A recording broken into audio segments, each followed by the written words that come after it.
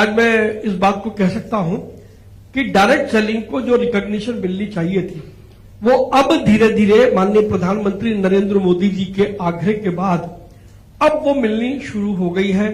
Direct selling की policy बन गई है, डायरेक्ट सेलिंग के रूल्स बन गए हैं और जो एक्ट पार्लियामेंट में आया था जिसमें डायरेक्ट सेलिंग को एमएलएम के साथ जो इनिशियल जो आया उसमें एमएलएम के साथ जोड़ा गया। लेकिन मैं धन्यवाद करता हूं माननीय गृह मंत्री श्री अमित शाह जी का कि पार्लियामेंट में बिल आने के बाद अमित शाह जी के इंटरवेंशन के बाद वो डिस्टिंक्शन उन्होंने खत्म कर दी और अब डायरेक्ट सेलिंग को एमएलएम नहीं माना जाता है। तो ये लेकिन इसका प्रयास खाली कोई हम अपने नेताओं को तो ऐसा नहीं है, आपकी इंडस्ट्री में सभी लोगों ने बहुत काम किया है। मैं तो पिछले 15 सालों से इस इंडस्ट्री के साथ काम कर रहा हूं, तो मैंने देखा है कि आप सबने बहुत मेहनत से काम किया है। एक बात जरूर थी जो मैंने आज से 1.5-2 साल पहले कहा था, जब रोहित सिंह जी जो उस वक्त हमारे कंज्यूमर अफेयर्स मिनिस्ट्री के सेक्रेटरी थे, मैंने कहा था कि सरकार की मदद चाहिए तो आपको पहले परसेप्शन बदलना पड़ेगा। डायरेक्ट सेलिंग के बारे में जो परसेप्शन था वो ये था कि ये पोंजी स्कीम का काम करते हैं, ये एमएलएम का काम करते हैं, जबकि आप सब लोगों का फॉर्मेट उससे बिल्कुल हट करके है। और मैं इस बात के लिए बधाई दूंगा कि जिस दिन ये चर्चा हुई उस दिन के बाद से आप सब लोगों ने मेहनत की है और मैं ये निश्चित रूप से कह सकता हूं, वैसे तो आदरणीय नीमूबेन यहां पर बैठी हैं, सरकार में ये परसेप्शन चेंज हुआ।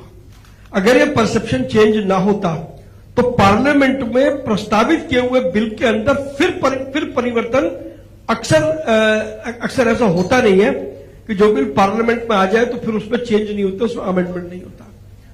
तो परसेप्शन सरकार का बिल्कुल चेंज हुआ और मैं यहां तक समझता हूं, क्योंकि आदरणीय नीमूबेन यहां पर बैठी हैं, प्रधानमंत्री नरेंद्र मोदी जी के नेतृत्व में जो हमारा व्यापारी है, जो हमारा जो एंटरप्रेन्योर है, जो सेल्फ काम करना चाहता है, क्योंकि प्रधानमंत्री जी बार बार कहते हैं कि हमें जॉब सीकर नहीं बनना है, हमें जॉब क्रिएटर बनना है। तो आप सब लोग जो यहां पर बैठे हैं, आप सब लोग जॉब क्रिएटर हैं। इस नाते से आप सबकी भूमिका भारतीय अर्थव्यवस्था में एक बहुत बड़ी महत्वपूर्ण भूमिका है।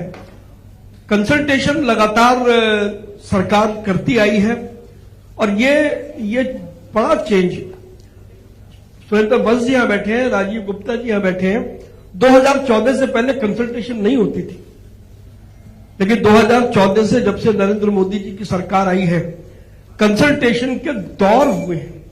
और डायरेक्ट सेलिंग के बारे में मुझे मालूम है 10-10 बार आप सब लोगों से बातचीत सरकार ने उस वक्त की। मैं तब आपके साथ था, अब मैं आज भी आपके साथ हूं, बट तब मैं टेबल के उस तरफ था, अब मैं टेबल के उस तरफ भी हूं और टेबल के इस तरफ भी हूं। तो मैं कोई अपनी सरकार का बखान नहीं कर रहा, ये इतिहास है, ये रिकॉर्ड है, क्योंकि मैं लगातार पिछले 35 सालों से व्यापारियों की समस्या उठाता रहा हूं।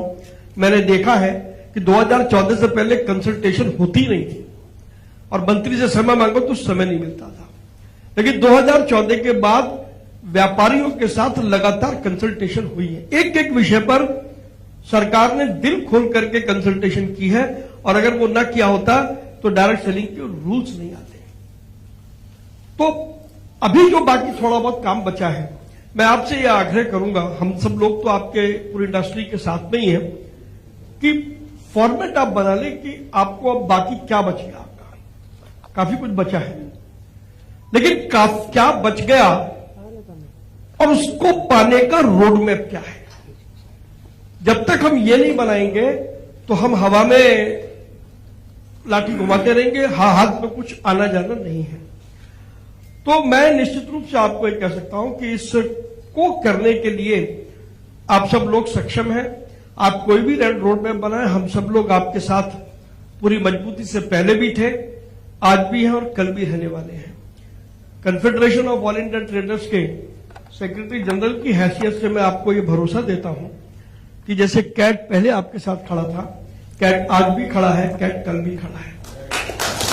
लेकिन अभी 2 दिन हमारा अशोका होटल में कल हमारा 2 दिन का कन्वेंशन खत्म हुआ, जिसमें देश के सभी राज्यों के 350 से ज्यादा ट्रेड लीडर्स जो स्टेट की इकोनॉमी को चलाते हैं वो मौजूद थे। अंडमान निकोबार से भी आए थे, लक्षद्वीप से भी आए थे और देश के सभी राज्यों से वो लोग आए हैं। एक बात पक्की है कि ये जो हमारे जो, वैसे तो नीमू बहन बैठी हैं तो, लेकिन मैं कह सकता हूं क्योंकि उनका मुझ पर विशेष स्नेह रहता है, ये जो रामलाल श्यामलाल का व्यापार है, यदि हमारे मन में कोई कल्पना हो ना साहब, इस रामलाल श्यामलाल को खत्म करना पड़ेगा, ये आप पक्का मान लो। नरेंद्र मोदी जी के शासन में रामलाल श्यामलाल तो नहीं चलेगा। दूसरा, अगर आप अपने को अपग्रेड नहीं करेंगे, मॉडर्नाइज नहीं करेंगे, डिजिटलाइज नहीं करेंगे, आप टेक्नोलॉजी के साथ नहीं चलेंगे तो दौड़ में आप पीछे रह जाएंगे। फिर वो लोग दौड़ में आगे आएंगे जो जिनके पास टेक्नोलॉजी है, जिनके पास रिसोर्सेज है, जिनकी डीप पॉकेट्स है। तो कल फिर ये ना कहें कि क्योंकि हम कुछ नहीं कर रहे, दूसरा आ गया और हम इसी बात की शिकायत करते रहेंगे। हमने बाकी ई कॉमर्स के सेक्टर में हम लोगों ने जहां बड़ी कंपनियों को हमने निशाना बनाया, अभी सीसीआई की रिपोर्ट आई है, सीसीआई ने साफ साफ दो बड़ी कंपनियों को यह कहा कि इन्होंने गड़बड़ करी है। लेकिन उसके साथ साथ हमने ये भी कहा कि हमारे व्यापारियों को भी अपग्रेड और मॉडर्नाइज होने की जरूरत है और हम उसके लिए एक एक स्टेट में जाकर के हम स्किल डेवलपमेंट के कार्यक्रम चला रहे हैं। टेक्नोलॉजी क्या है, हम मेटा के साथ हमने मिलकर सोशल कॉमर्स, व्हाट्सएप को आप कैसे यूज कर सकते हैं व्यापार के लिए, हम उसकी वर्कशॉप चलाते हैं। मास्टर कार्ड के साथ मिलकर के हम डिजिटल पेमेंट का एडॉप्शन और एक्सेप्टेंस कैसे हो, हम वो काम करते हैं। स्टेट बैंक ऑफ इंडिया और एचडीएफसी बैंक के साथ मिलकर के देश की बैंकिंग से आपको कैसे लाभ हो सकता है डिजिटली, हम उस पर काम कर रहे हैं। ऐसे बहुत सारे काम हम पूरे देश में कर रहे हैं। तो मैं एफडीआई को जरूर ये कहूंगा, हालांकि तो आप तो खुद ही टेक्नोलॉजी के ज्ञाता हैं, लेकिन टेक्नोलॉजी का जितना प्रसार आप अपने डिस्ट्रीब्यूटर्स के मध्य में कर पाएंगे तो वो आपकी इंडस्ट्री को उससे फायदा मिलेगा, ऐसा मेरा मानना है। तो आज के इस मौके पर मैं आपको बधाई देता हूं कि, लेकिन आपने शब्द बड़ा गलत यूज किया। जैसे होता है ना 13वीं,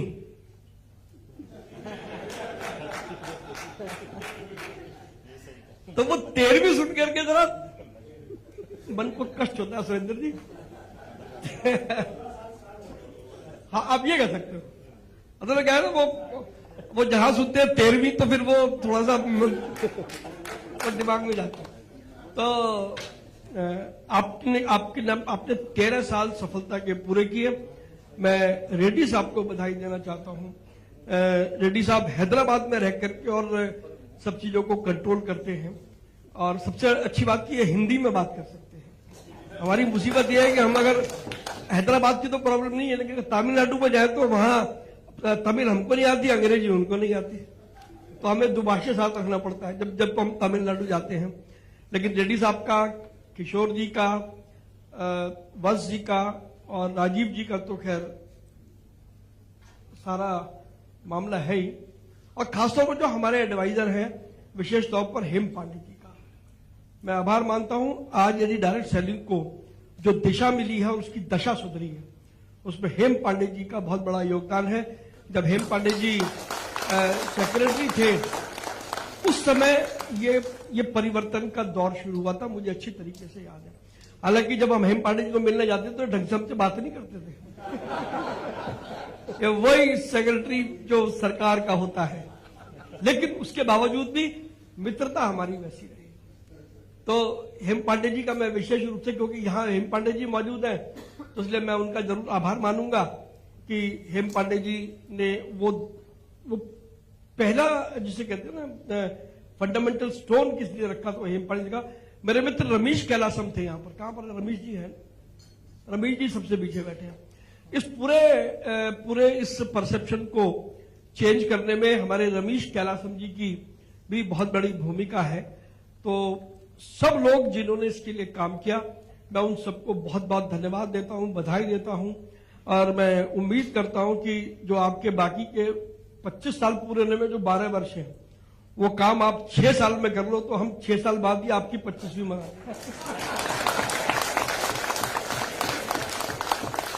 और आपने जो इतने मुझे मालूम है बहुत तकलीफें झेलनी पड़ी हैं, तो मैं 4 पंक्तियां आपको आपकी उस शिद्दत को मैं समर्पित करता हूं कि हमने डाले बीज प्यार के, हमने डाले बीज प्यार के, उसने कांटे बोए, उन कांटों से लिपट लिपट हम रात रात भर रोए, जीवन भर के दर्दों का जवाब हो गए। यानी कि जो आपने पूरे 13 साल में जो यात्राएं सही हैं, मुझे उसका अनुभव है कि जीवन भर के दर्दों का जवाब हो गए और कांटे सहते सहते हम गुलाब हो गए, कांटे सहते सहते हम गुलाब हो गए।